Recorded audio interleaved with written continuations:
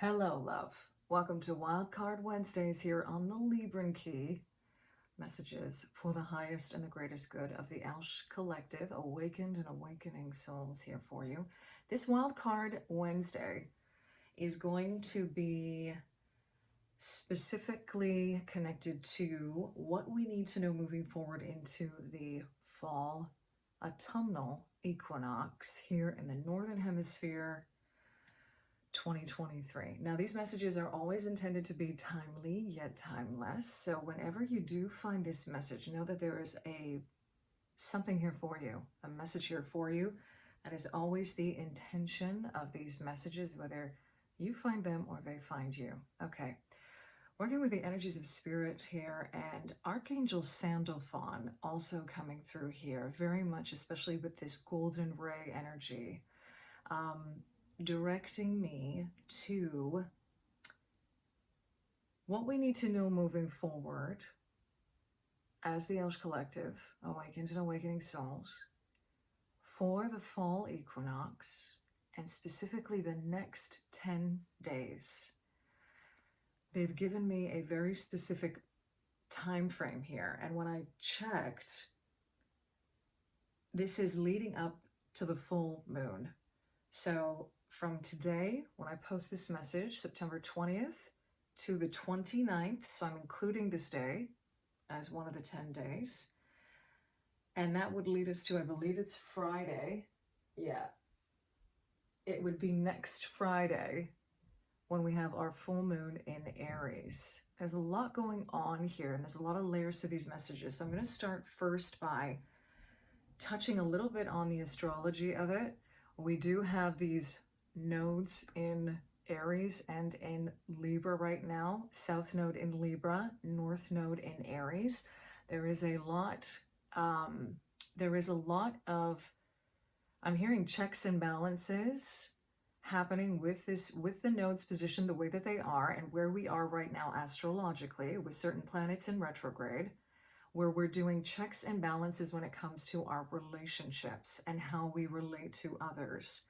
There's going to be this energy moving forward as we move into Libra, as the sun progresses into Libra, which is all about balances. This is when we get into the part of the year where we are working with the astrological archetypes relating to the other and to relating to others, whether one-on-one, as we move through Libra and into Scorpio, and then get into that mutable aspect of Sagittarius, and then moving more into bigger groups of people that we're working with, going into, Capricorn, Aquarius, and then Pisces, okay? So that's the first thing that they're bringing to my attention here. And they're also wanting me to reiterate here that this is a very good supportive time energetically for empaths, working with healing in relationships, working with coming back to self-care, working with really truly knowing who you are and where you stand in your relationships. That's that Aries North node, okay? So a lot of reviewing going on in relationships, a lot of whether they're relationships you're presently in or whether they're relationships that you've been in the past that you're having to go back and review. Things are coming up in your present to address something that needs to be looked at, something that needs to be healed, something that needs to be, they're showing me, they keep on coming back to this something being cyclical here. Something coming full circle, okay? And then I was directed, since we're working within the next 10 days, to all the 10s in tarot in the major arcana, okay? Starting with the Wheel of Fortune, then the Sun, and then they actually directed me to the Magician, which is a 1, but they're saying that this is significant because it's all connected. And when I got the cards out, I'm showing you through the Giant Rider-Waite-Smith here, Pamela's Genius. They actually, so I've got these cards splayed out in front of me like this. I pulled them out of the deck. Wheel of Fortune and the Sun right next to each other.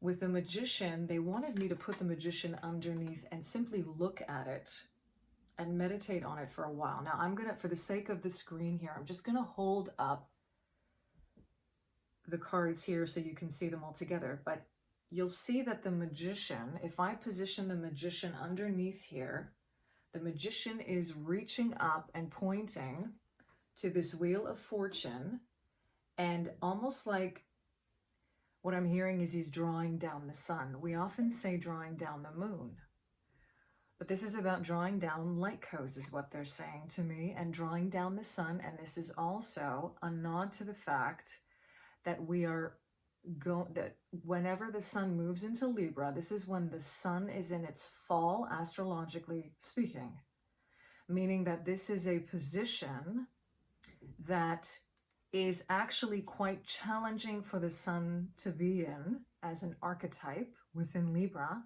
because it is opposite to Aries, which is all about the self and, for lack of a better way of putting it, the understanding of having an ego or a personality or an identity of self, right? When I say ego here, I'm not talking about like egoic tendencies. I'm talking about ego as a specific thing, okay? As an energy, right? We all have egos as human beings, aspects of the self and how they present themselves. Essentially, what they're trying to show me here is that ego here is what you identify with. That's how they're presenting it to me, for the sake of this reading. And that when we move into Libra, we are coming into an aspect that is exactly the opposite of that. This is where we are observing what is going on in the other, and we are coming to understanding what is going on in the other. So this Magician energy pulling down this sun energy is being represented here in his left hand, which, interestingly enough, I was just reminded of this recently watching something on Dolores Cannon, where she was talking about the left side of the body representing the past. So this is going back to these energies of reviewing relationships, reviewing things in the past that have come up in order to move forward. They're actually showing this to me with the Magician pointing up to the Wheel of Fortune card as a redressing or rebalancing of karma. So there's that, and this golden energy coming through is just so much to do with light, organic light. Archangel Sandophon really wanting to reiterate that. I heard at some point, beginning to the end and back again, the Alpha to the Omega. And when I pulled out all these cards to show you, Death was at the bottom of the deck here, okay? This is about this beginning to the end and back again. And then I heard tipping point of love and love frequencies and gratitude. I also heard manifestation and abundance. That's with the Magician card coming out here. And they also addressed me to the Wheel of Fortune here and these figures here in the Wheel of Fortune, okay? And notice how these are the only yellow figures in this card, going back to this sun energy. They're being illuminated for us to meditate upon. Also, they are around us in this Magician. They want me to actually show you the Magician now as if this is us. This is you, okay? Surrounded by these light energies, surrounded by these beings. Now, there's many different ways that you can interpret these figures in this card. Specifically, what I got in the beginning was a turning of the ages and moving into this golden age. This is all part of it. Also, the four corners of Mama Gaia, the four elements coming through here as well. There's some elemental energy at work here, and I'm being directed to also ask through the Healing Waters Oracle. So I'm specifically going to bring through the water element here for this reading. They're directing me to that. And these four figures are also representative in certain interpretations of the four evangelists. Okay? Mark, Matthew, Luke, and John. And this is connected to the Gospels in the canon of Christian works. Specifically, they want me to share with you the etymology of the word evangelist, gospel, and looking at the name Luke. So first off, I was directed to Luke or Lukas. That's how I know it in Greece. It's in Greek. It's connected to the name, obviously, of Latin origin, or the word in Latin origin, luce, which means light and bringer of light. Now, the evangelist or evangelists, that word, the evangelist, comes from the Greek word. When you break it down, evangelistes, when you break it down, ev is a suffix in Greek that means well, good, beneficial, right? You know, think of every word in English that you know that has an EU in front of it, like euphoria, right? Again, this is a suffix that we put in front of a word in Greek to denote something being good, right? There's so many Greek words that have this. Even the word thank you in Greek, ευχαριστώ, has that in it, okay? And then the second part, agelin is the word for angel, messenger, and specifically in Greek, this is a word, it's a verb from a verb, announce, to announce, right? So this word is also connected to the word gospel, because when you look at certain sources, the Old English word for God, gospel, comes from God spell. And essentially what that means is, again, coming back to this idea of hearing good things, right? God being good, spelling things out for you, communicating things to you, messages from God. There's an overall energy here. I'm just going to put my notes down now. There's an overall energy here about bringing in the light, bringing down the light specifically, and something about beneficial, good news, messages, something going on in that respect. Okay, they're directing me back to the death card as I say this, and specifically the image of the sun here between these gates, and the image here of this figure that looks like the Hierophant, right?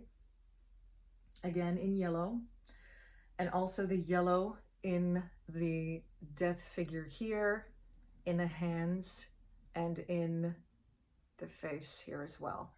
There's something here about a transformation of energy with regard to light, and specifically, and I just saw 1313 on the counter with that, there's something here connected with transformation, the number 4, 13 reducing to a 4, also receiving these energies, being in the divine feminine, and this is where the water element is coming through.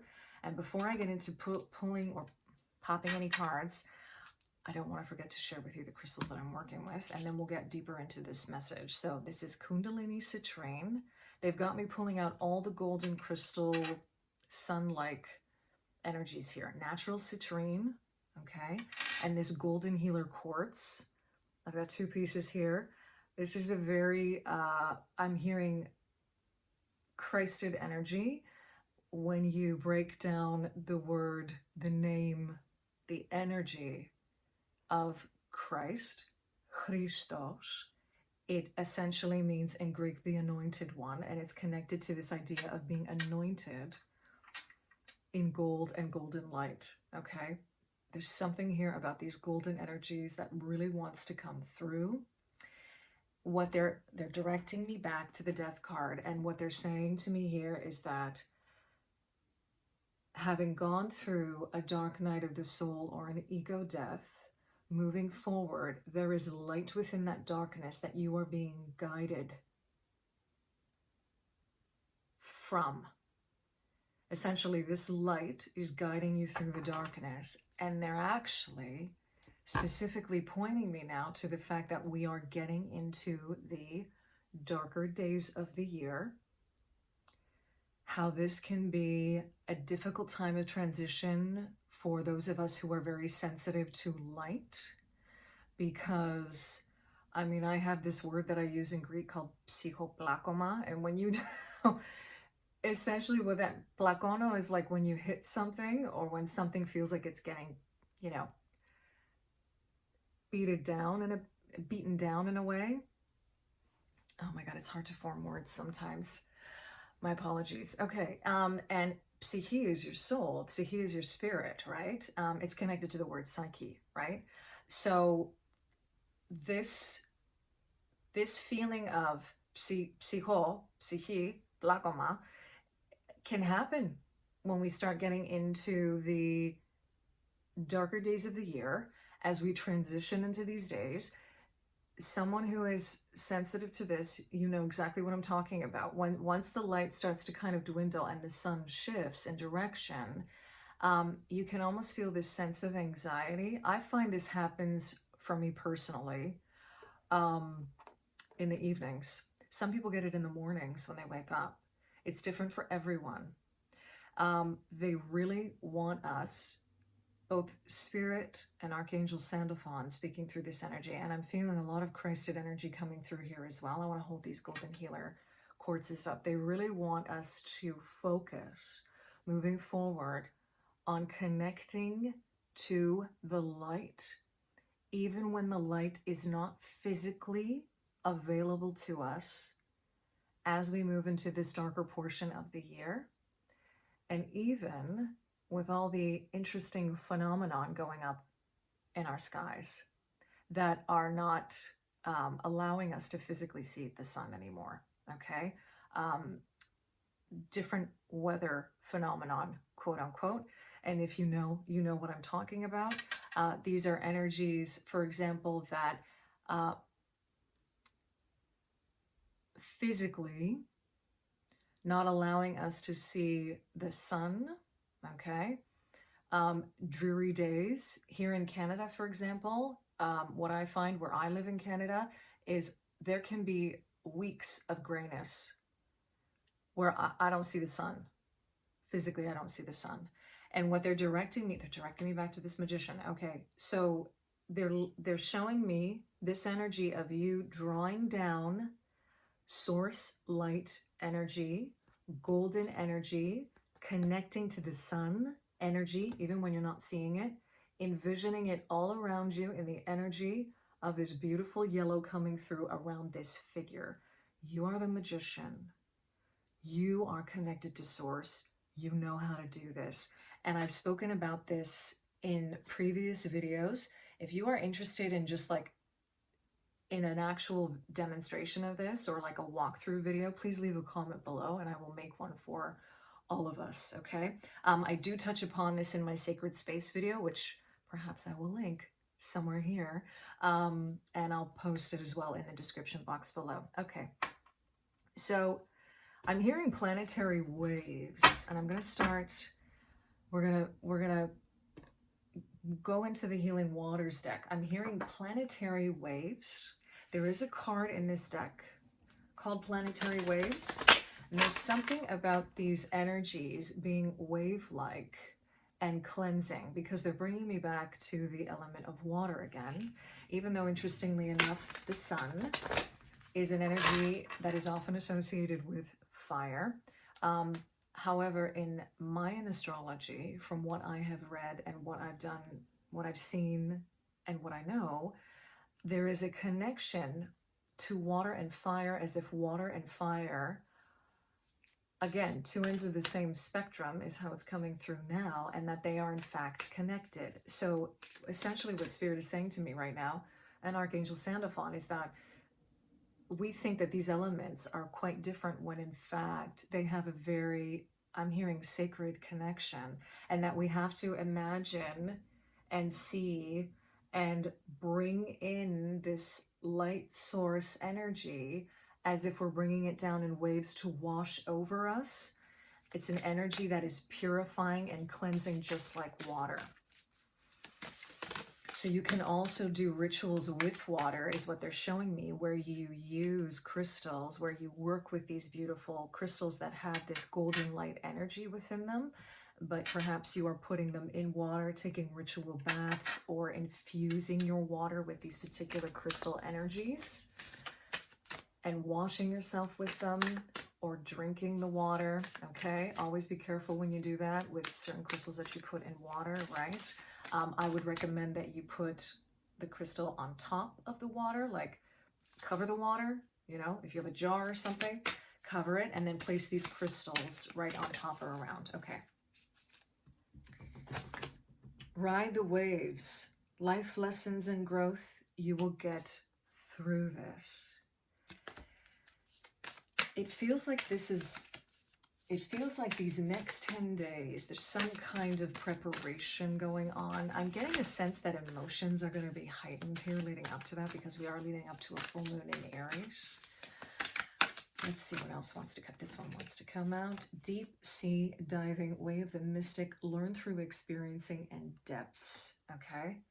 So you'll see that in both these images, these two figures are in the water, and they keep on coming back to this idea of going within, being in the water, embracing divine feminine energies. I'm hearing literally soaking up the sun, soaking up the light, imagining yourself soaking up the light like you soak up water when you're in a bath, just like this magician figure.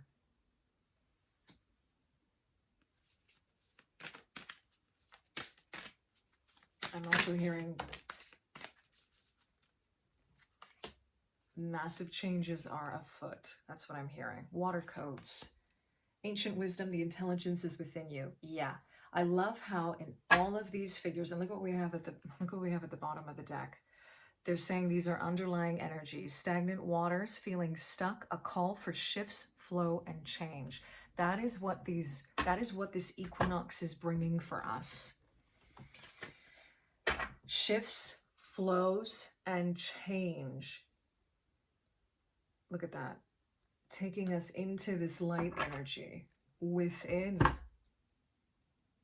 Coming out of the energy of having gone through, this is going to be a specific message for some of you, having gone through a dark night of the soul, having gone through an ego death.